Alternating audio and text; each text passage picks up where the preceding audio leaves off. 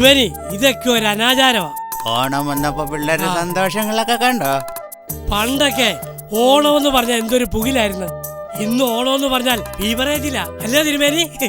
ഏതായാലും വന്നു, ഇനി എന്തൊക്കെ അനുഭവിക്കണോ? നമുക്ക് ഓണാഘോഷ കമ്മിറ്റിക്കാരെ കാണാം. എന്തായാലും മദ്യത്തിന് യാതൊരു കുറവില്ല അല്ലേ തിരുമേനി? നമസ്കാരം. കലാപരിപാടികൾ എന്തൊക്കെയായി? നിങ്ങൾ എന്തൊക്കെയായി പറയുന്നത്? ഈ പ്രാവശ്യം കഥാപ്രസംഗം ഇല്ലെങ്കിൽ അടുത്ത പ്രാവശ്യം ഞാൻ ഇങ്ങോട്ട് വരത്തില്ല. ഇവന്റെ ഒരു അമ്മാവനുണ്ടായിരുന്നു, ഒരു മണ്ണുണ്ണി മേനോൻ. 2 എണ്ണം അടിച്ച് ഹാർമോണിയവും തബലയും ചിഞ്ചിലും വെച്ചു കഥാപ്രസംഗം പറയുന്ന കേട്ടാ എനിക്ക് മാത്രമല്ല ആർക്കും പദം പൊട്ടും കേട്ടോ. കഥാപ്രസംഗത്തിന്റെ കൊലപതിയല്ലായിരുന്നു അങ്ങേര്? അല്ലോ ചെക്ക്. ഇവിടെ കഥ പറയുന്നത് കണ്ട ആ പൂപ്പകളൊന്നും അല്ല, 2 പേരെടുത്ത് അച്ഛന്മാരാ, അറിയപ്പെടുന്നവരാ. അവരെന്തായാലും ഇവിടെ കഥ പറഞ്ഞ് കലക്കും. കോട്ടയം വ്ലോഹാസ് അവതരിപ്പിക്കുന്ന കഥാപ്രസംഗം ആരംഭിക്കുന്നു. സമയമായി കൊച്ചാം. അതെ, സഭകൾ നമ്മൾ തർക്കം കാരണം പള്ളികളെല്ലാം പൂട്ടി. അറിയാം. നമുക്ക് 10 പൈസ കിട്ടാൻ വേണ്ടി ദൈവം തന്ന സംഭവമാണിത്. അതും അറിയാം. നിങ്ങളായിട്ട് നശിപ്പിക്കരുത്. ഇല്ല, നിങ്ങൾ രണ്ടുപേരും ഇപ്പൊ ഒരു സഭയാണ്. ആണോ? ഈ കഥാപ്രസംഗം അടിച്ചുപോയി ജനത്തിന്റെ കാശും മേടിച്ച് വീട്ടിൽ പോകണം. മനസ്സിലായില്ല? അപ്പൊ ഞാൻ ഒരു ബെല്ല് കൊടുക്കുന്നു. അതിനുശേഷം നിങ്ങളുടെ അധിക പ്രസംഗം കൂടെ ആരംഭിച്ചോളൂ. അധിക പ്രസംഗമല്ല കപ്പ്യാര, കഥാപ്രസംഗം. ബെല്ല് കൊടുക്കും. നമസ്കാരം. ഞങ്ങൾ അവതരിപ്പിക്കുന്ന കഥയുടെ പേരാണ് മത്സരിക്കാൻ ഞാനില്ല, കാത്തിരിക്കാൻ ആളുണ്ട്. ഒരുപാട് കുരിശുകളും സാത്താന്മാരുമുള്ള ഒരു ഇടവകയിലാണ് ഈ കഥ നടക്കുന്നത്. ആ ഇടവകയുടെ പേരാണ് പുത്തൻ കുരിശ്. ആ ഗ്രാമത്തെ കുറിച്ച് പറയുകയാണെങ്കിൽ വെള്ളം പോലുമില്ല, കുടിക്കാനായാട്ടുമില്ല, ടാങ്കറിൽ വെള്ളം വന്ന കുളിക്കാടാ.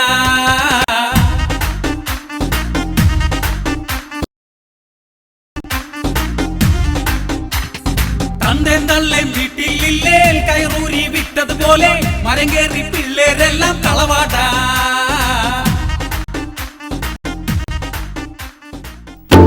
പുത്തൻ കുരിശ് എന്ന് പേര് കാരണം അവിടെയുള്ള ഒരു കുരിശും പഴയതാകാറില്ല. അതിനു മുൻപ് തന്നെ അത് അവിടുത്തെ ഇടവകയിലെ സാത്താന്മാർ അത് അടിച്ചു മാറ്റും. അങ്ങനെ അവിടെ പുതിയ പുതിയ കുരിശുകൾ വന്നുകൊണ്ടേയിരുന്നു. ആ ഇടവകയിലെ ഏക പള്ളിയാണ് വേൽപ്പള്ളി അഥവാ വെള്ളപ്പള്ളി. വെള്ള പൂശിയ പള്ളിയായത് കാരണമാണ് വെള്ളാപ്പള്ളി എന്ന് പറയാൻ കാരണം. ആ ഇടവകയിലെ ഏക കൈക്കാരനാണ് പൊങ്ങച്ചപ്പറമ്പിലെ അന്തപ്പൻ. അന്തപ്പന്റെ ഏക മകളാണ് മറിയ. മരിയെ കുറിച്ച് പറയുകയാണെങ്കിൽ പ്രേമിക്കാൻ വേണ്ടി ദാഹിച്ച് മോഹിച്ച് നടക്കുന്ന ഒരു മാലാഖയാണ് അവൾ. ഒരു മരണ പെണ്ണ് തന്നെയാണ് അവൾ. നമുക്ക് അവളെ കുറിച്ച് വർണ്ണിക്കാം. സുസ്മിത സഞ്ചരിച്ച പോലെ, മോഹൻലാല് നടക്കും പോലെ, ഇന്ദ്രൻസിന്റെ പെടലി പോലൊരു പെണ്ണ്. പെണ്ണവൾ തനിച്ചു പോയാൽ ഇളിച്ചുകൂടും, ചെറുപ്പക്കാർ ഒളിച്ചു നിന്ന് കുതിച്ചുകൂടും. സുസ്മിത സഞ്ചരിച്ച പോലെ, മോഹൻലാല് നടക്കും പോലെ, ഇന്ദ്രൻസിന്റെ പെടലി പോലൊരു പെണ്ണ്.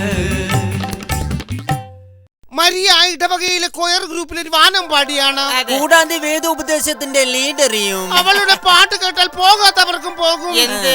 പിച്ചും താളവും. ആ കൊയർ ഗ്രൂപ്പിലെ മെയിൻ സിംഗർ ആണ് കുരിശിങ്കർ അയ്യപ്പിന്റെ മകൻ ജോസഫ്. അവൻ പാടി പ്രശസ്തനായപ്പോൾ അപ്പന്റെ ഇപ്പ് വെട്ടി ജോസായി. അപ്പന്റെ ഇപ്പ് കൂടി കഥ ഞങ്ങൾ പറഞ്ഞോളാം. അവൻ ക്യാഷുകാരനാണ്.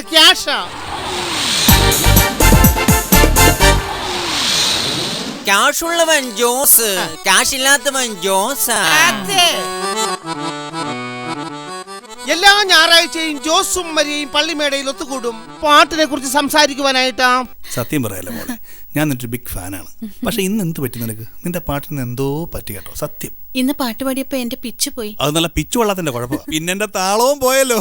പക്ഷേ അവന്റെ കാര്യം മാത്രം അവളോട് പറഞ്ഞില്ല. എന്താണോ അവരുടെ പ്രേമത്തിന്റെ കാര്യം? അങ്ങനെ ഒരു ദുഃഖം വന്നു. എല്ലാ വർഷവും വരാറുള്ള ദുഃഖം. ദുഃഖവെള്ളി. അതെ, ദുഃഖവെള്ളി.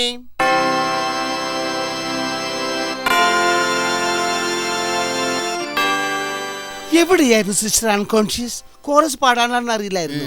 പോയി കോൺഗ്രസ് പാടൂ. പോയി പാടിക്കോ. അപ്പൊ നമ്മൾ എവിടെയാണ് നിർത്തിയത്? ദുഃഖവെള്ളി. അത് ദുഃഖവെള്ളി. അങ്ങനെ ആ വെള്ളിയാഴ്ച കബറെടുക്കാൻ കഴിഞ്ഞ എല്ലാവരും പോയി, പക്ഷെ മറിയ മാത്രം പോയില്ല. അതെന്താണെന്നല്ലേ? ആ പള്ളിയിൽ അച്ഛൻ പോയിട്ട് ഒരു ഈച്ച പോലുമില്ലായിരുന്നു, വെളിച്ചമൊന്നുമില്ലായിരുന്നു. സമയം ഏതാണ്ട് 12:12 കാണും. ഈ സമയം മറിയ തന്റെ അമ്മയെ അടക്കം ചെയ്തിരിക്കുന്ന കബറടത്തിൽ ചെന്നിരുന്നു, പ്രാർത്ഥിച്ചു. പെട്ടെന്ന് ആ തെമ്മാടിക്കുഴിയിൽ നിന്നൊരു ശബ്ദം കേൾക്കുമാറായി. ഈ ശബ്ദം കേട്ട് ഞെട്ടിത്തിരിഞ്ഞ് നോക്കിയപ്പോൾ അത് മറ്റാരുമല്ലായിരുന്നു, കുഴിവെട്ടി ഔദോടെ മകൻ എൽദോ. അവളെയും കാത്തിരുന്ന എൽദോയുടെ കയ്യിൽ ഒരു പൂവ്, ഒരു ശവന്നാറി പൂവ്. അവൻ ആ പൂവുമായി അവളുടെ അടുത്തേക്ക് ചെന്നു. ഇതെന്റെ ഹൃദയമാകുന്നു. അരുത്, അത് മാത്രം എനിക്ക് തരരുത്. എന്നിട്ട് ആ പൂവ് അവൻ അവളുടെ കയ്യിൽ ബലമായി കൊടുത്തു. അവനും അവളും തമ്മിൽ പിടിവലിയായി. ഇത് കണ്ടു നിന്ന ജോസഫ് അവനെ ആഞ്ഞു ചവിട്ടി. സിമിത്തേരിയിൽ പൊരിഞ്ഞതല്ല, കുരിശുകൾ ഊരി ഇരു കുരിശും തമ്മിൽ ഒരു കുരിശ് യുദ്ധം തന്നെ നടന്നു. എൽദോ തല്ലുവരായിട്ട് ജോസ് പള്ളിക്ക് ചുറ്റും ഓടിച്ചിട്ടു. ഇതുവരെ പള്ളിക്ക് പ്രദക്ഷിണം വെക്കാത്ത ജോസ് അന്ന് 8 തവണ പള്ളിക്ക് പ്രദക്ഷിണം വെച്ചു. ഇരുവരും ഓടിത്തളർന്ന് ഓരോരോ കല്ലറകളിൽ ഇരുന്ന് ഉറങ്ങിപ്പോയി. പിറ്റേന്ന് എന്നത്തെ പോലെ നേരം പുലർന്നു. നേരം വെളുത്തപ്പോൾ ഞെട്ടിക്കുന്ന ഒരു വാർത്ത, മാൻ മിസ്സിങ്. കൂടെ ഒരു വിമണും. മൊത്തം 3 പേര്, മറിയയും എൽദോയും പിന്നെ ജോസും. എൽദോയെ അന്വേഷിച്ച ചിലർ ഊളംപാറയ്ക്ക് പുറപ്പെട്ടു. ചിലർ അവരെ തിരികെ പരുകം പാഞ്ഞു. ആ ഇടവകയിലെ റപ്പായുടെ വായിൽ നിന്നും ആ നുണസത്യം പുറത്തു വന്നു. രണ്ടുപേരും കൂടി പാടി കിടന്നപ്പോ ഞാൻ പറഞ്ഞില്ല അവര് തമ്മിൽ സ്നേഹമാണെന്ന്. അപ്പടിയാ പരസ്പരം സ്നേഹിക്കാൻ കർത്താവ് പറഞ്ഞപ്പോ അതിങ്ങനെയാകുമെന്ന് ഞാൻ കരുതിയില്ല. നീ നീച്ചമ്മ സൊല്ലേ. അവളവന്റെ മണവാട്ടിയായി കാണുന്നേ. മറിയുടെ അപ്പൻ അന്തപ്പന്റെ ചെവിയിലും ആ നുണക്കഥ എത്തി. ആന്റെ വികാരമാണ് പൊട്ടി. പൊട്ടിത്തെറിച്ചവൻ പറഞ്ഞു, ഈ തറവാട്ടിൽ പിറന്ന എന്റെ മകളെ ഒരു പുതു ക്രിസ്ത്യാനിയായ അവൻ കെട്ടിയാൽ അവളെ ഞാൻ കെട്ടിത്തൂക്കുമെന്ന്.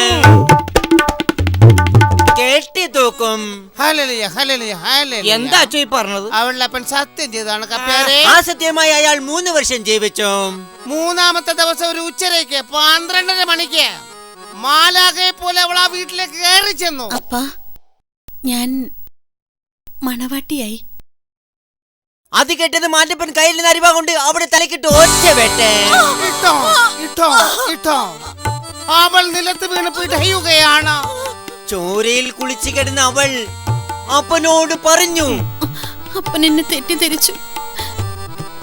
ഞാൻ കർത്താവിന്റെ മണവാട്ടിയായി എന്നാ പറഞ്ഞത്. എന്റെ ആഗ്രഹമായിരുന്നു ഒരു കന്യാസ്ത്രീ ആവാന്നുള്ളത്. അപ്പൻ സമ്മതിക്കില്ല എന്നതുകൊണ്ട് ഞാൻ അനുവാദം വാങ്ങാതെ മടത്തി ചേർന്നത്. അങ്ങനെ അവൾ ആരോടും അനുവാദം വാങ്ങാതെ അവൾ കർത്താവിൽ നിദ്ര പ്രാപിച്ചു. ഈ സമയം കൈക്കാരനുമായി കണക്കുകൾ കൈകാര്യം ചെയ്യാൻ കൊച്ചച്ഛനും വലിയച്ഛനും മാറ്റപ്പന്റെ വീട്ടിലെത്തി. ആ രംഗം കണ്ട് ആ വികാരികൾ വികാരഭരിതരായി. കൊച്ചച്ഛൻ പറഞ്ഞു, ആരും അറിയാതെ ഇത് നമുക്ക് കൈകാര്യം ചെയ്യാം. അതെ, കൈക്കാരനെ രക്ഷിക്കണം. അതെ. അങ്ങനെ 3 പേരും കൂടെ കന്യാസ്ത്രീയുടെ ജലമെടുത്ത് കിണറ്റിലേക്ക് ഇട്ടു. അങ്ങനെ CBIക്ക് പോലും കണ്ടുപിടിക്കാൻ പറ്റാത്ത വിധം ഞങ്ങൾ ആ കഥ അവിടെ അവസാനിപ്പിച്ചു. ഞങ്ങൾ അഹങ്കാരത്തോടുകൂടി പറയുകയാണ്, തന്തയ്ക്ക് പറഞ്ഞ CBIകളാണെങ്കിൽ അവർ ഡെമ്മിയിട്ട് പരീക്ഷിച്ചിട്ട് കേസ് തെളിയിക്കട്ടെ. അതെ, അങ്ങനെ ആരും അറിയാത്ത രീതിയിൽ ഞങ്ങൾ ആ കഥ അവസാനിപ്പിച്ചു. നന്ദി.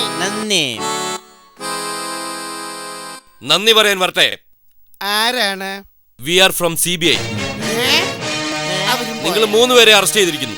U are under arrest. അങ്ങനെ പറയരുത്. ഈ കൊച്ചെന്നാണ് പറഞ്ഞത്. വേണമെങ്കിൽ എന്നെ നാറിക്കോ ടെസ്റ്റ് ചെയ്തു. ഒരുപാട് നാളായി ഞങ്ങൾ അന്വേഷിച്ചിരുന്ന കേസ് നിങ്ങൾ തന്നെ പറഞ്ഞല്ലോ. സകല തെളിവുകളോടും കൂടി നിങ്ങളെ 3 പേരെ അറസ്റ്റ് ചെയ്തിരിക്കുന്നു. Come on.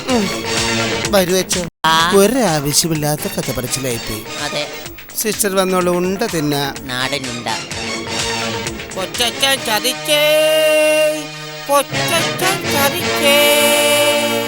ഇത് രാഷ്ട്രീയ കളിയാ. വീണ്ടും ഒരു വിമോചന സമരം കൂടി വേണ്ടി വരും.